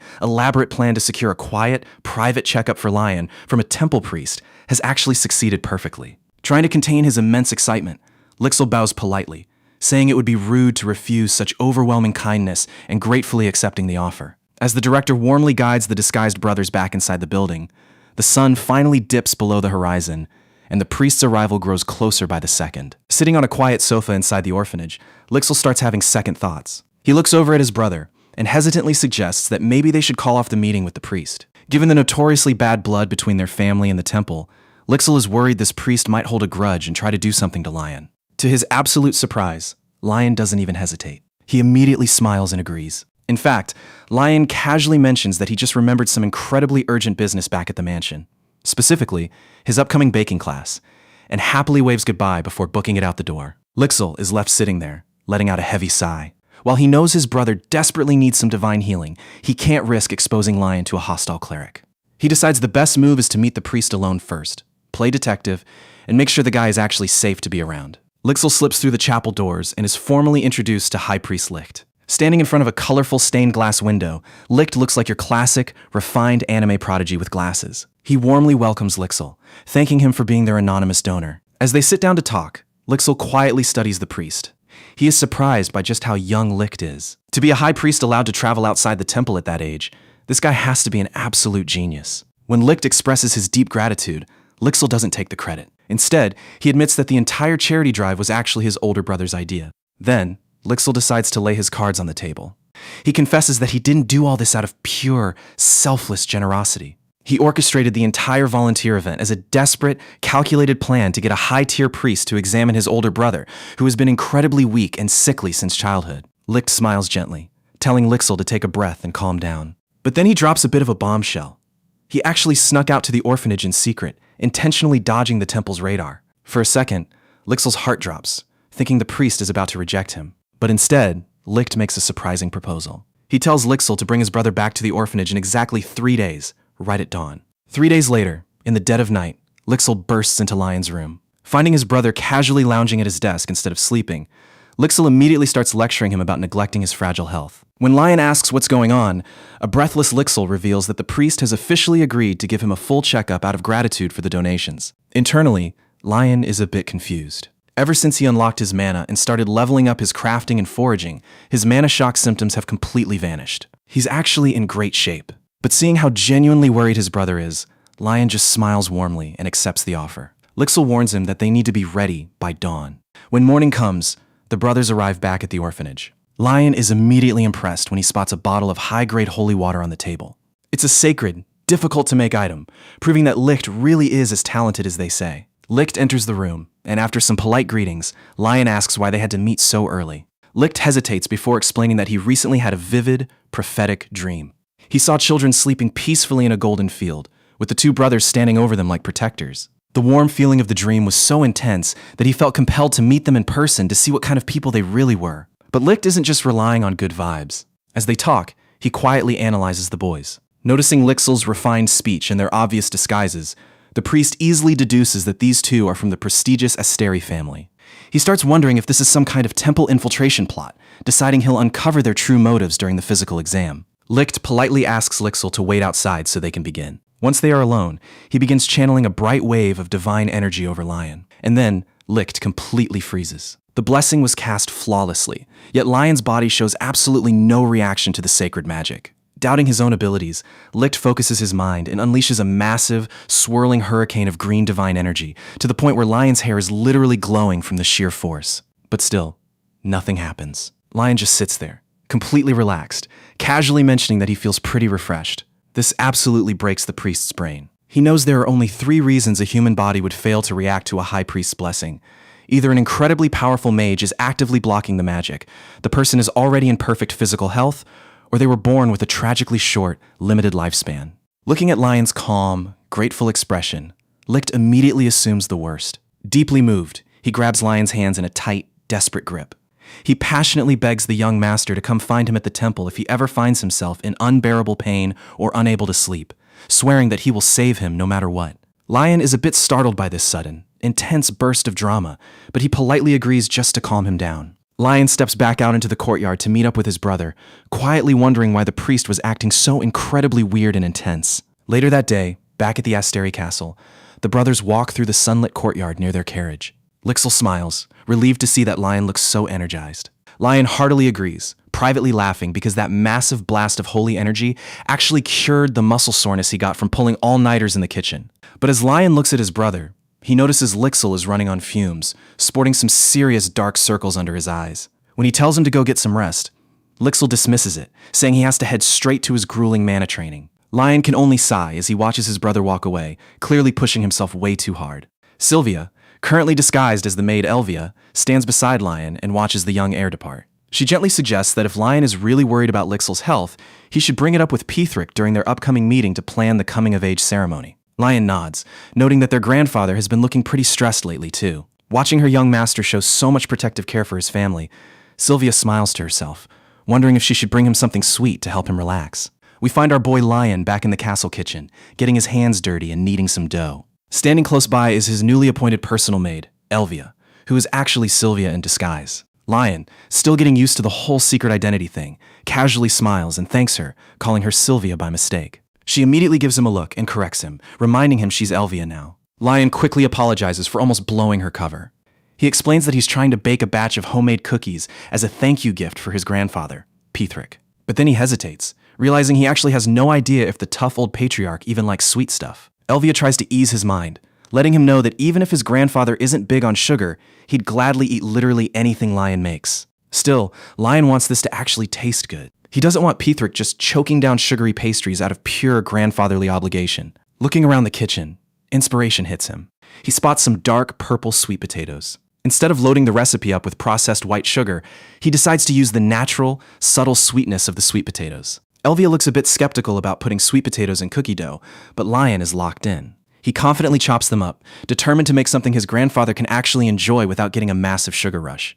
Our boy rolls out the dough and starts pressing out cute little shapes like cats, ducks, and stars. He even makes a mental note to commission a local tanner for some custom cookie cutters down the line. He pops the trays into the oven, and when the timer hits, the result is a massive success. The sweet potato chip cookies come out beautifully crisp on the outside and incredibly soft and fragrant on the inside. Elvia is genuinely shocked that he managed to pull off professional grade, adorable pastries using nothing but a basic dough recipe. She hands him one to try, and when Lion takes a bite, his eyes light up. These things are somehow better than the chocolate chip cookies from his previous life. Right on cue, his system chimes in, announcing that his cooking skill has officially leveled up to Apprentice Level 3, and the recipe is now saved. Elvia agrees that the mild sweetness is absolutely perfect for the patriarch's taste. When she offers to help him pack them up, Lion politely tells her to go take a break, saying he has one more thing to prepare. Once she steps out and he's finally alone, Lion lets out a sigh of relief. No more hiding his actions from his maid. He can finally use his system inventory in peace. Now that his cooking is at level 3, he's got access to better recipes and plenty of high-quality ingredients. He decides the cookies need a partner. If he pairs them with the right beverage, it'll massively boost their physical comfort and fatigue-relieving effects. He decides on a training aid drink. This is a deep red beverage made by simmering 5 lesser health potions over a low flame, mixing in fresh orange slices, lemon, star anise root, and a single drop of aqua rosemary oil. It's basically designed to fight off the physical pain and exhaustion that comes from hardcore combat and mana training, which makes it the ultimate cheat code gift for both his grandfather and his overworked brother. After carefully simmering and straining the deep red liquid, Lion takes a quick spoonful to test it. It's incredibly warm and comforting, tasting almost exactly like a rich, spiced mulled wine. He arranges the warm red drink and the sweet potato cookies together on a wooden tray. Right on cue, the system chimes again, congratulating him on creating his very first special beverage set. He even unlocks a special achievement for aesthetic food presentation, landing himself a massive bonus of 3,000 shillings. Talk about a solid payday for a kitchen session. Pleased with his culinary skills, Lion packs everything into a bag and heads straight to Pithric's study. When Lion walks into the massive study, carrying the tray himself, Pithric looks up from his desk in complete shock. The old man practically demands to know why a young master is carrying his own food instead of letting the servants handle it. Lion just chuckles, telling his grandfather that he wanted to personally deliver the fruits of his labor. He sets the tray down, explaining that the warm drink is infused with a health potion, specially paired with homemade cookies. Intrigued, Pithric picks up a cute little bear-shaped cookie and takes a bite. The reaction is instant. The cookie literally melts in his mouth, filling him with a delicate, comforting sweetness that instantly lifts his spirits. It's completely different from any heavy, sugary pastry he's had before. While Pithric is having a silent spiritual experience over a bear cookie, a system notification pops up in Lion's vision. His cooking skill just leaped to Apprentice Level 4. Since the system awards bonus experience only when someone genuinely loves the food, Lion's experience bar is absolutely soaring. He lets out a quiet sigh of relief, glad his grandfather actually likes it. Pithric quickly coughs and composes his stern exterior, putting the cookie down. He gruffly tells Lion to spit it out and state his real business, knowing his grandson didn't just show up to play personal pastry chef. Lion scratches his head, admitting he can't pull a fast one on the patriarch. He explains that with his coming-of-age ceremony right around the corner, he wants his grandfather to ease up on Lixel's brutal training schedule. He just wants the whole family to be healthy and in high spirits for the big day. Hearing this, Pithrick is secretly overwhelmed with pride. In most noble families, siblings are actively trying to ruin each other to steal the inheritance, yet his own grandsons are out here looking out for one another's health. Still, he keeps his stoic poker face intact, gruffly agreeing to let Lixel train on his own terms until the ceremony is over. Lion beams with a radiant smile, thanking him. But before he can leave, Pithrick stops him and asks what Lion wants as a coming-of-age gift. Lion looks completely panicked. He frantically waves his hands, insisting he doesn't want or need anything at all, before nervously saying goodbye and booking it out of the study. Pithrick is left sitting there, completely baffled. Why does this boy have absolutely zero greed? Gift-giving is supposed to be the absolute highlight of the ceremony. But as he stares at the closed door, Pithrick starts overthinking.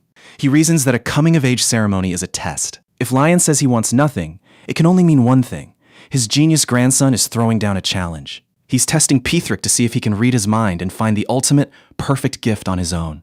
Suddenly feeling the immense weight of this self-imposed 4D chess match, Pithrick sits in a mixture of dramatic stress and fierce devotion, desperately trying to figure out what legendary artifact could possibly satisfy his grandson. Meanwhile, Lion happily strolls down the hallway, completely satisfied with how well his kitchen diplomacy turned out.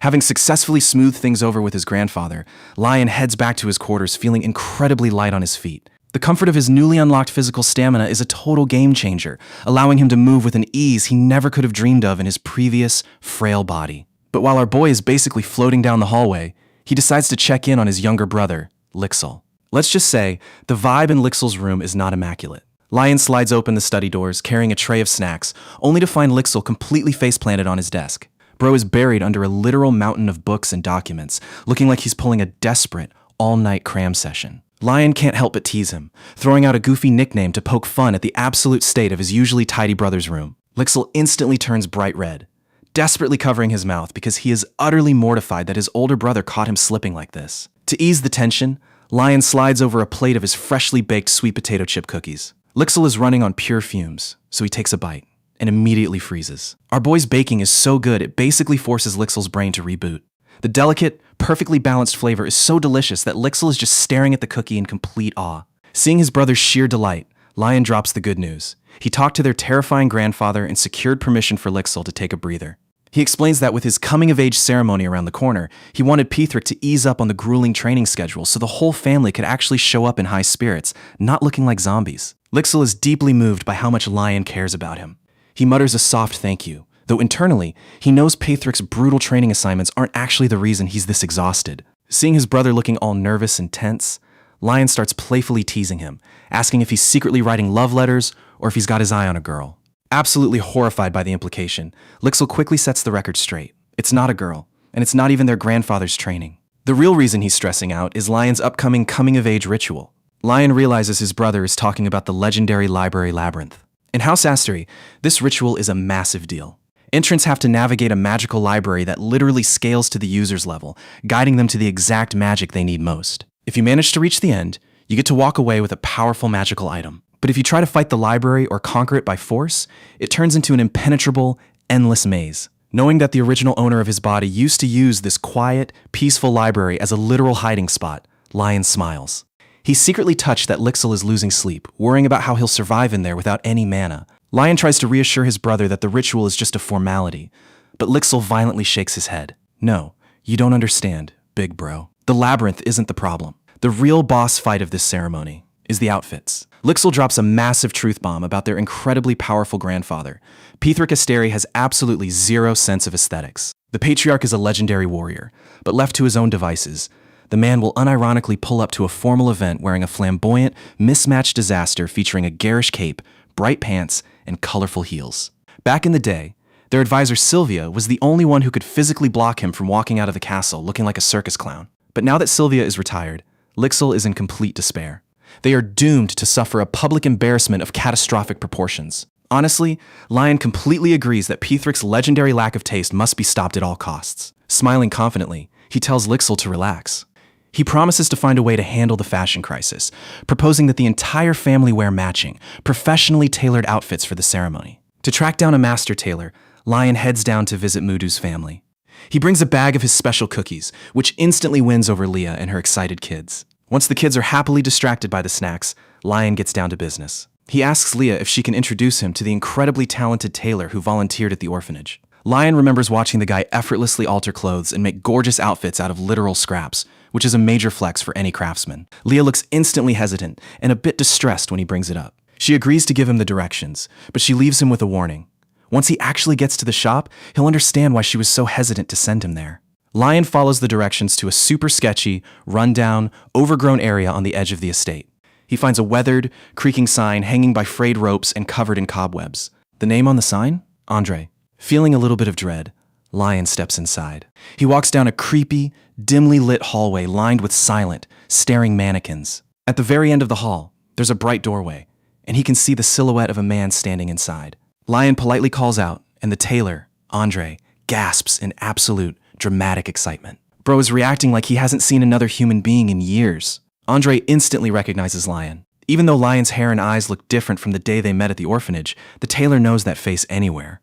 Lion politely apologizes, explaining that he was in disguise that day because of his noble status, and formally introduces himself as the eldest grandson of the Asteri family. Andre is completely flustered.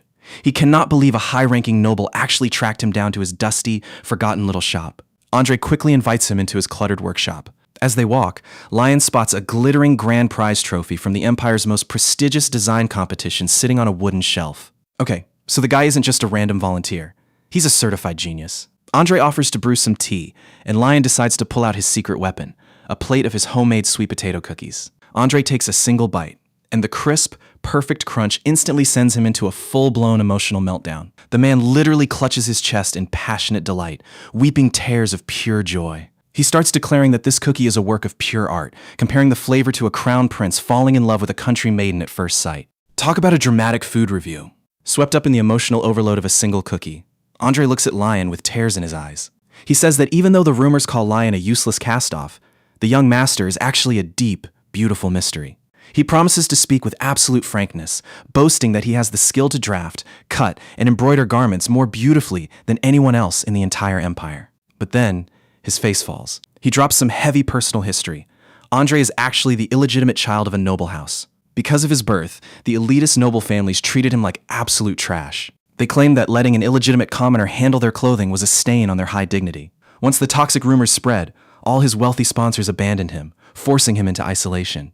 Andre hesitantly suggests that if Lion actually wants to commission him, it would be much safer to lie and tell everyone the matching family outfits were made by some mysterious, unknown newcomer, so Lion doesn't get dragged through the mud. Lion doesn't even blink. He just calmly holds up a hand to stop the self-deprecating speech and gently asks if he can see some of the clothes Andre has already made. Andre leads him over to his collection, showing off a variety of ready-made dresses, workwear, and trousers. The moment Lion looks at them, his eyes completely light up. Every single garment is a pristine, high-quality masterpiece. Despite the creepy shop and the terrible rumors, this rundown room is holding a lineup of brilliant designs. Lion takes a close look at Andre's ready-made garments, and honestly, he is incredibly impressed. Even though these cotton pants and dresses are made from the cheapest, lowest-grade fabric imaginable, they somehow possess a remarkable 2-star quality. To Lion, this is a massive green flag. It means Andre's raw technique, from the way he cuts the fabric to his stitching, is top tier. Our boy can't help but wonder what a master craftsman like this could pull off if he actually had access to premium, high-quality materials. Determined to lock down this talent, Lion reaches out and asks Andre to create matching family outfits under his own name for the upcoming coming-of-age ceremony. Andre instantly gasps and starts sweating bullets.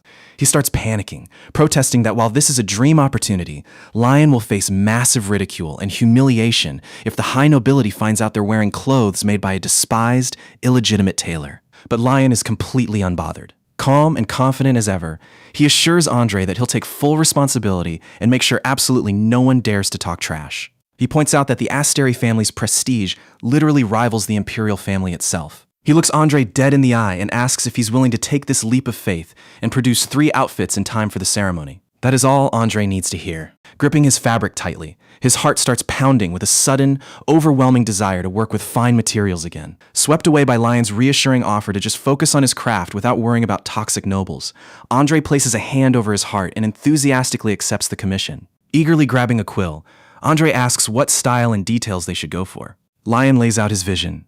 The garments need to be clean yet elegant, cohesive as a family set, but individually unique. As Andre is writing this down, he suddenly freezes in pure horror. It finally clicks that even the grand patriarch of the family, the terrifying grandfather, will be wearing his creation. He is initially terrified, but quickly reassures himself that no random noble would ever dare question the choices of the powerful Astery household anyway. Fully resolved, Andre proudly promises to do his absolute best. When Andre asks about their fabric preferences, Lion just smiles and hands over the legendary Astery fabric catalog.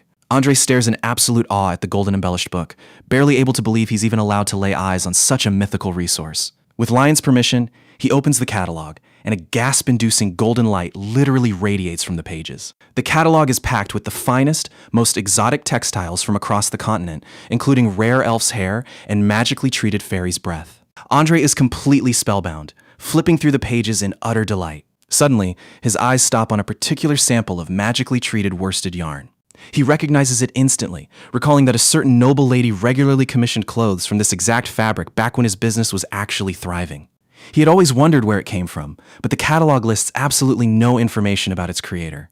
Lion examines the swatch, and his system interface pops up to do some quick detective work. It identifies the item as the Archmage's devoted love, a 3-star worsted yarn crafted by an Archmage for his daughter, which is imbued with powerful protective magic against physical and magical impacts. Connecting the description of the Archmage to his own family's history, Lion smiles knowingly.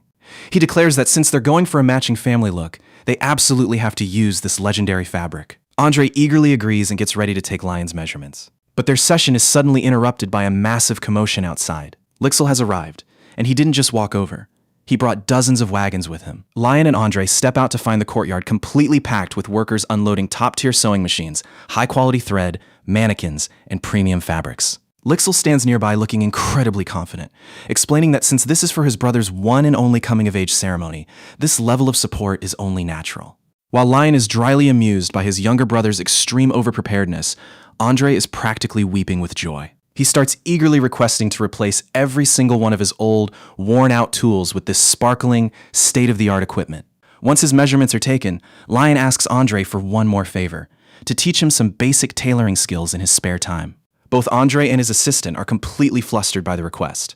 A noble wanting to learn manual labor? But Lion gently explains his philosophy. He tells Andre that after seeing his immense passion and eye for detail, he believes that to truly appreciate and understand a creator's intent, he should first learn the fundamentals of the craft himself.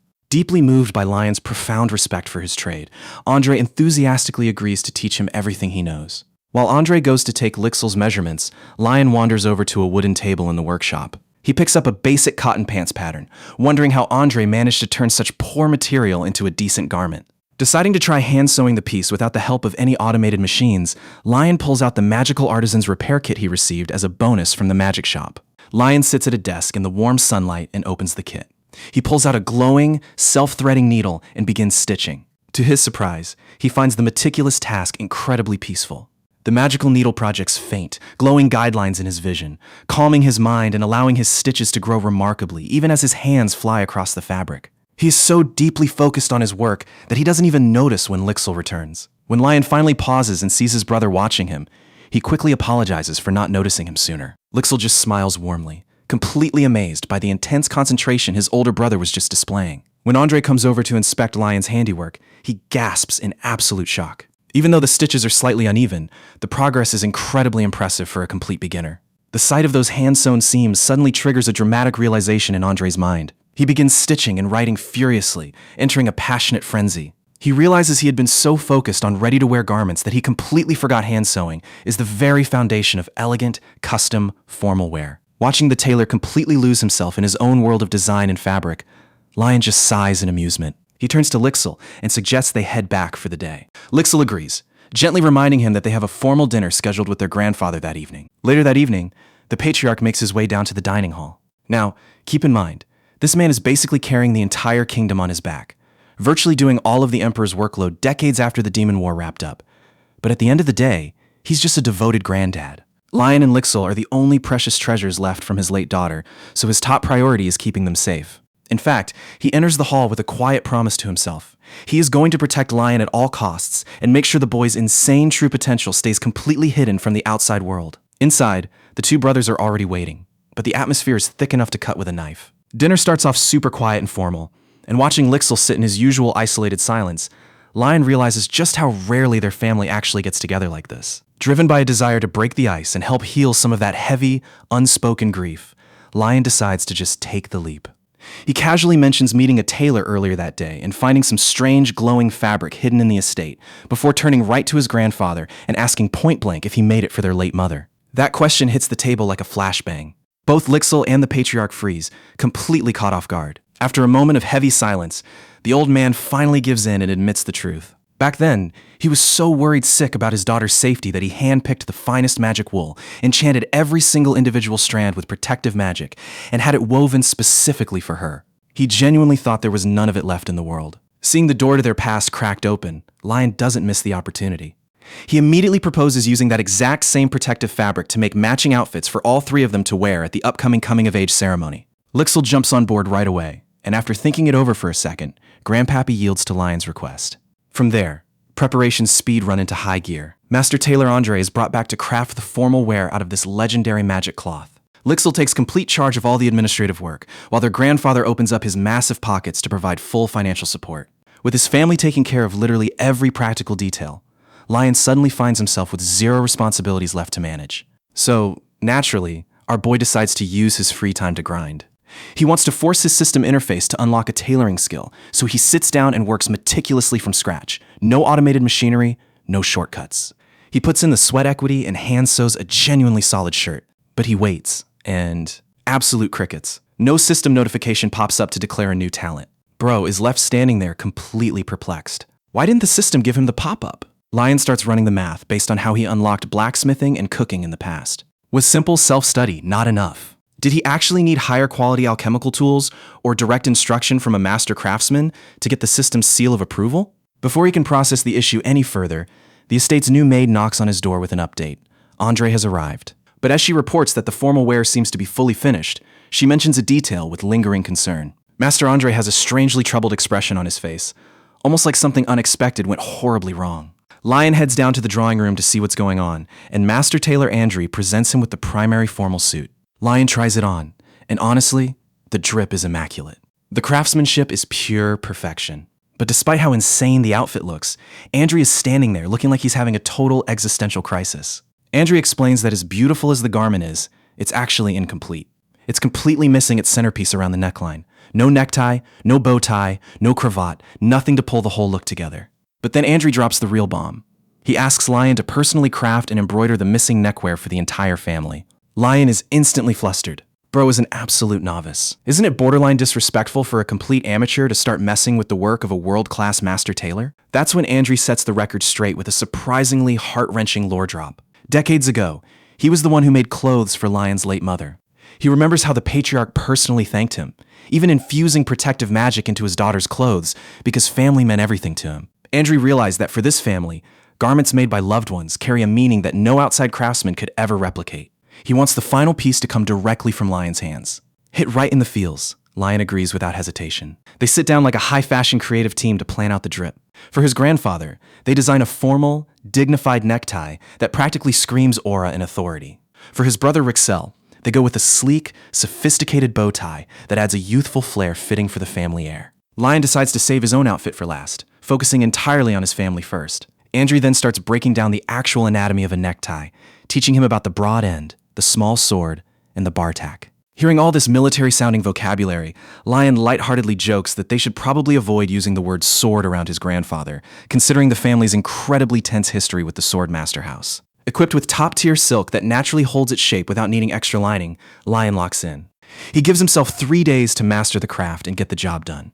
What follows is an absolute montage of suffering. Lion throws himself into relentless practice, drafting his own patterns and sewing endlessly until his fingers are completely covered in needle pricks. He refuses to use magic repair kits or take any easy shortcuts. He deliberately pushes through the sheer exhaustion and physical pain to force his real-world hands to learn the skill. And his suffering pays off. Through pure grit, his system interface finally lights up, has officially awakened, starting at AP Prentice LV. 1. Riding that sweet surge of momentum, Lion keeps grinding. His proficiency instantly jumps to AP Prentice LV. 2. Unlocking the achievement to gain momentum alongside a sweet cash reward of 3,000 shillings. By the time he's pressing and ironing the finished fabric, he hits AP Prentice LV. 3. As he pauses to catch his breath, the light bulb finally goes off in his head. Lion suddenly realizes the secret rule behind how his system unlocks crafting talents. It wasn't about mindlessly grinding emotion over and over again.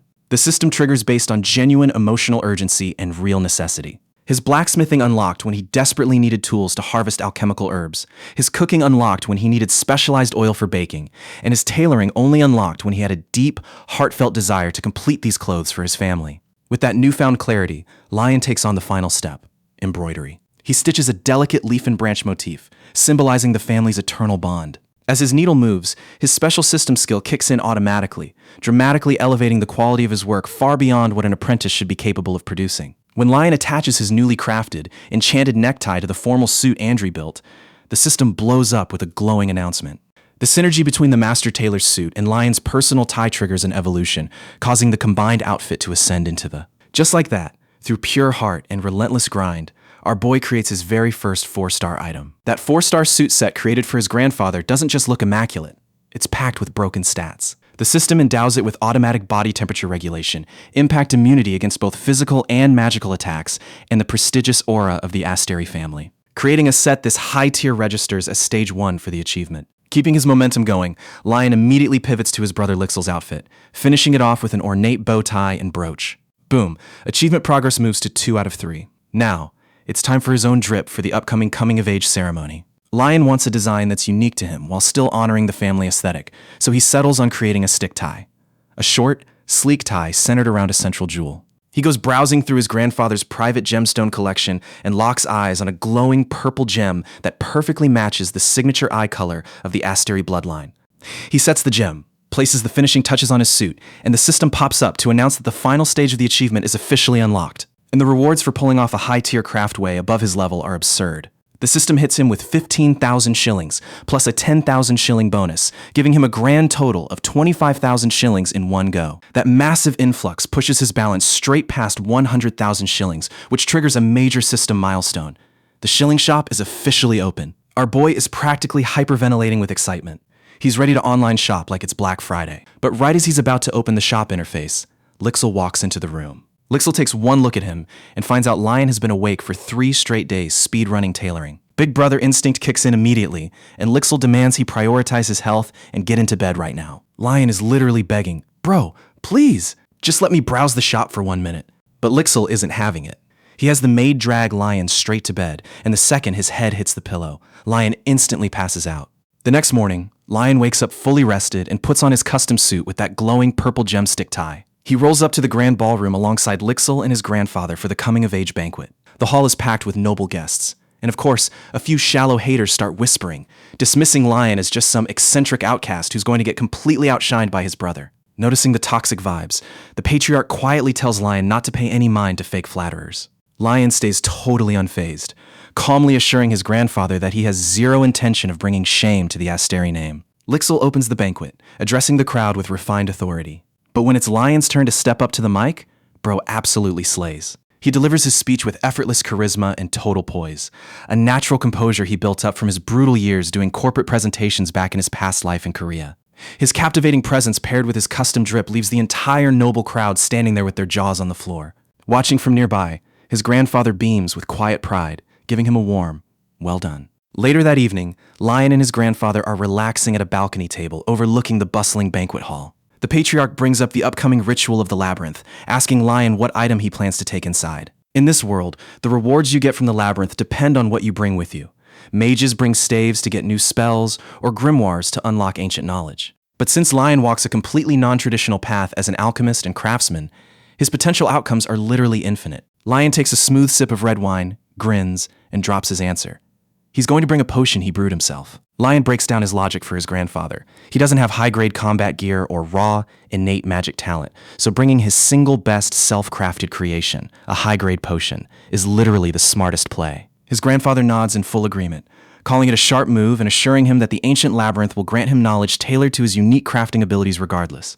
Then, the patriarch pivots to a much heavier topic, asking Lion directly if he harbors any hidden ambition for politics or taking over the family succession. Lion shuts that idea down instantly. Bro has zero interest in political drama and bluntly states that Lixil is the goat who will obviously become the next family head. Relieved to hear him say it, the patriarch turns to Lixil and asks if he's truly prepared to lay down his life for his brother. Without a second of hesitation, Lixil swears a binding oath on his own mana and the honor of House Asteri to protect Lion at all costs. Just like that, any potential internal family drama is totally squashed before it even starts. With the succession cleanly settled, his grandfather gives them a quick briefing on regional politics. The imperial family is currently useless because they're stuck in internal chaos following a brutal kinslaying ritual for their own throne. Meanwhile, the prestigious sword family, House Bidentis, was recently united under a terrifying young woman named Clarentia Bidentis, who literally survived a merciless bloodbath trial to rebuild her house through blood and steel. Grandpa's advice? Leave House Bidentis alone while they deal with their own mess. His grandfather then tells Lion he's free to just relax and live a peaceful life as an Asteri. Lion makes the mistake of lightheartedly joking, "What if I end up causing trouble?" His grandfather's demeanor flips instantly. He drops an intense, bone-chilling warning. If Lion ever lets himself get hurt, there will be severe consequences. Terrified by the raw pressure coming off the old man, Lion quickly promises to live quietly and keep himself completely out of harm's way. Later on, Lion switches straight into full salesman mode on the banquet floor. Nobles keep surrounding him, drooling over his custom 4-star suit and desperately begging to know who made it. Even though rumors were floating around that the tailor was some washed-up outcast, Lion proudly announces that his outfit was crafted by master tailor Andri. Then, Bro drops some classic artificial scarcity on them. He claims there are only 3 booking slots left for the day. Naturally, the nobles go wild trying to reserve a spot. Suddenly, the crowd clears out in absolute terror. Clarentia Bidentis herself steps into the hall. Her reputation is so frightening that the nobles literally start sweating, making up flustered excuses to cancel their bookings so they can flee the area. But Lion? Bro doesn't flinch. He sees a VIP high-roller customer. Unfazed by her terrifying aura, Lion treats her like any other valued guest. When Clarentia asks if Master Andri takes custom orders for training uniforms and casual wear, Lion warmly accepts her massive order on the spot. Leveraging that momentum, he fills all remaining slots, starts a waiting list, and walks away with a thick ledger overflowing with high society noble commissions for Andri's workshop. Shortly after, a maid arrives to inform Lion that the trial for the ritual of the labyrinth is prepared. Holding his heavy ledger of commissions, Lion makes his way toward the trial hall, but bumps right into royalty outside the grand doors. First Prince Theris and second Prince Kyle. Prince Theris immediately starts throwing smug shade, mocking Lion for his lack of magic talent. But before Lion even needs to reply, Lixil steps up like the ultimate big brother, glaring down the arrogant prince until he backs off. Once the prince leaves, Lixil hands Lion the custom potion he requested for the trial, telling him to be careful inside. Standing before the colossal labyrinth doors, Lion takes a quiet moment to reflect on his childhood, remembering how he used to hide away in the library back when his body was weak, fragile, and completely talentless. He steps up to the glowing magic circle on the floor, takes a ceremonial dagger from the maid, and pricks his finger, letting a single drop of blood fall onto the array. A deafening rumble shakes the entire hall as the ancient blue doors slide open, releasing an overwhelming surge of magical pressure. Swirling energy engulfs Lion as he takes a deep breath and prepares to step into the ancient trial. Literally, the second Lion steps foot inside, the entire estate gets rocked. You see, the Asteri family's library labyrinth is a place of ancient power with some pretty wild rules. If it feels like it can just let someone clear it without a trial. But if you intentionally provoke or damage it, it instantly turns into a straight-up, inescapable dungeon. And right on cue, a massive shockwave rips through the estate, shaking the grand banquet hall to its core. Debris starts raining down from the ceiling as a massive, heavy chandelier breaks loose, plunging straight toward the panicking guests. But the patriarch isn't family head for nothing. Reacting in a split second, he drops a massive protective barrier across the room, catching the falling chandelier midair and saving all the terrified nobles from getting flattened. He immediately orders his knight, Rixin, to hustle everyone to safety while he holds down the perimeter. By the time Lixil rushes in, he's completely stunned by the destruction. The patriarch fills him in that the labyrinth has gone completely out of control. Lixil confirms he already threw up a protective spell to keep the visiting princes safe, but the patriarch doesn't have time for small talk. He orders Lixil to handle the entire evacuation, dispatch healers to the wounded, and take command of the estate. Lixil begs to stay and fight alongside his grandfather, but the patriarch shuts him down hard, reminding him of his duty as the future family head.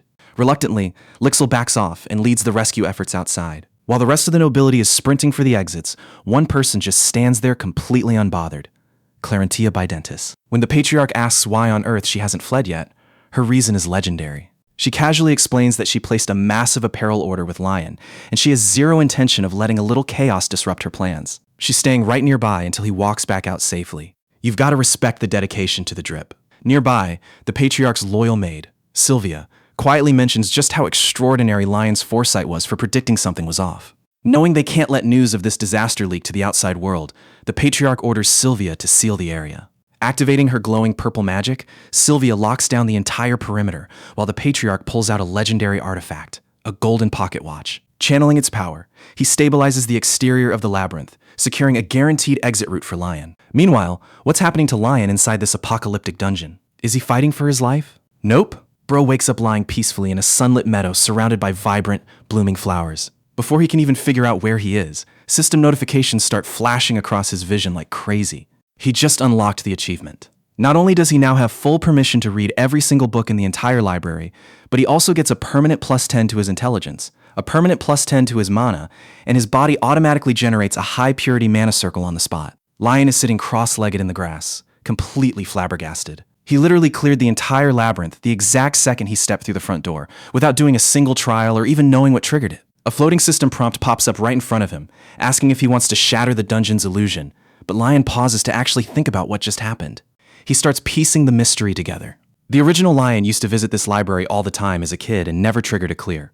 Plus, Lion's own mana level only increased by a tiny bit, so raw magic power definitely wasn't the key. Then, a piece of deep lore hits him. 50 years ago, right after the Demon War ended, his grandfather enshrined a great ancient treasure deep inside the labyrinth alongside the legendary hero. And where does Lion know the Demon War from? That was the central setting of In the World, the game he played obsessively in his past life, where players took on the role of the hero. Because this was his very first time entering the labyrinth since transmigrating into this world, the magic didn't recognize his physical body as Lion Astery. It recognized his soul. The labyrinth cleared itself because it sensed the hero of the Demon War had returned, which means whatever legendary treasure his grandfather sealed away 50 years ago is literally an item that belonged to Lion's own past game character. Lion isn't just sitting around in that meadow enjoying the view, though. Our boy's gamer instincts immediately kick in as he examines the landscape. He notices a super specific natural pattern. White flowers, yellow flowers, and purple grass are each strictly restricted to their own isolated zones. But in one specific spot, all three plant types are crammed together in direct violation of the map's rules. Total developer error. Deducing that this glitch in the matrix is the source of the illusion, Lion activates his brand new mana circle and pops his enhanced skill to trace the hidden mana threads running underground. He locates the exact spot where the illusion originates, but there's a catch.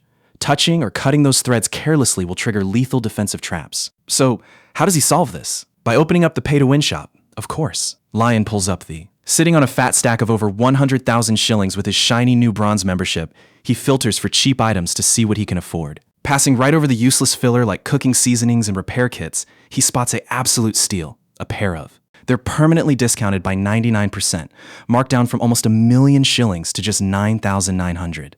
The best part? These scissors are enchanted to cut through literally anything that doesn't have a soul. Instant buy. Armed with his magic shears, Lion frantically digs into the dirt at the anomaly site, unearthing a glowing treasure chest just as the countdown on his witch's eye hits its final seconds. Talk about clutch timing. Right as the skill duration expires, he snips the main mana thread, instantly shattering the entire meadow illusion into pieces. The system pops up, asking if he wants to claim his reward. The second he agrees, the item rebinds itself to him and drops straight into his inventory, confirming 100% that this artifact originally belonged to his past game character, the hero. But before Lion can even open his inventory to see what kind of insane gear he just got, the screen turns pitch black. An ominous system warning flashes in front of his eyes. Related item secured. Entering story mood. Followed immediately by, every gamer knows the sheer dread of an unskippable cutscene.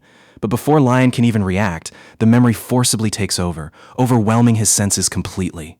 While Lion is getting dragged into Loreland, things outside the dungeon are finally getting under control. The Patriarch and Lixil manage to contain the damage, publicly framing the massive tremors as a random earthquake. They even secure official pledges from both Princes and Clarentia to keep the whole event completely quiet so panic doesn't spread. In private, though, the Patriarch pulls Lixil aside with a deadly serious warning. Information about Lion's true capabilities has to stay hidden at all costs, especially from two massive global powers. First, there's the Temple, led by an archbishop who is fanatically obsessed with anything related to the hero. Second, there's the underworld, a powerful shadowy organization built by one of the hero's former companions. Unlike the clueless nobles at the banquet, both of these factions actually have the brain cells to figure out that Lion brewing the hero's potion and unlocking the hero's labyrinth means he has a direct link to the ancient hero himself. Right as they're discussing this, the massive doors of the labyrinth begin to shake violently. An immense, suffocating surge of power ripples out from the entrance. The Patriarch, Lixil, and the guards draw their weapons and brace for impact, fully expecting some terrifying dungeon boss or hazard to burst through the doors. The energy vortex reaches its absolute peak, and then a single, neatly folded piece of white paper flies out from the entrance and flutters quietly to the ground. Silence fills the hall. Lixil slowly walks over and picks up the paper, staring in absolute, stunned disbelief at what the ancient, legendary dungeon just spat out. Lixil carefully unfolds the crumpled paper, double-checking the handwriting, and a massive wave of relief hits him. It's unequivocally Lion's. The note is clean, with no blood or damage whatsoever. Seeing how stressed out the Patriarch is, Lixil immediately reads the message aloud to reassure him that Lion is completely fine. So, how on earth did that note get there? To figure that out, we have to look at what Lion was dealing with inside. While everyone outside was having a collective heart attack, Lion was stuck in that unskippable cutscene. The system officially launches, pulling his consciousness into a heavily degraded, low-resolution video playback from his past life's game account. Through the muffled audio and blurry visuals, he sees a mysterious, white-haired figure talking about entrusting a legendary item to Petrick, who is literally the Patriarch, during the Demon War, keeping it safe until the future hero would need it. The funniest part? The video is practically unwatchable because back in his past life, Lion used completely randomized settings during character creation. Bro is literally suffering the consequences of picking default randomized visuals in a cutscene years later. He gets insanely frustrated trying to make out who the figures actually are, but before he can figure it out, the system abruptly kicks him out of the memory. Snapping back to reality on the floor of the ruined library, Lion finally gets to open the chest he claimed. Inside lies the Anne, featuring a sleek silver bracelet embedded with blue gems and a matching necklace pendant. Lion instantly remembers this set from his gaming days. It was an exclusive event item. Players used to hide their stats while farming bonus experience. He equips the accessories on the spot, and boom, his massive pool of mana and insane stats are completely masked. Now, even if someone inspects him from the outside world, no one will ever be able to gauge his true strength. With his fresh drip equipped, Lion turns to leave the ruined library, only for the system to slap him with a big fat. The prompt informs him that leaving requires permission from the library owner, and since he just cleared the labyrinth, HE is now the official owner of the place. Looking around at all the destroyed rubble, Lion checks his options. A full reset would instantly wipe out every ancient book and item stored inside, which is obviously out of the question. Instead, he decides to manually restore the labyrinth, rolling its state back to how it looked a week prior while keeping his newly acquired artifact. He hits confirm, expecting a quick loading screen, but the system drops a massive bomb on him. IT will take AP approximately 672 aquars. You cannot leave DHE LABR Enchduring this time 672 hours. Bro literally just accidentally gave himself a 28-day house arrest sentence. Complete panic sets in as he realizes he's trapped inside for a whole month. Desperate to let his family know he hasn't been eaten by monsters, Lion spots an inactive book return slot in the wall.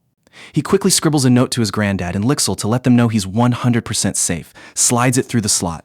And that is the exact note Lixil caught outside. With his family reassured, Lion decides to make the absolute best of his 1-month dungeon quarantine. He uses his admin permissions to teleport to the deepest section of the labyrinth, arriving in a stunning, sunlit paradise with lush fields, towering mountains, and a crystal-clear lake. The system pops up to inform him that lake fishing is now unlocked, adding a tease that a single rare-grade fish is lurking in the water. Luckily, our boy came prepared.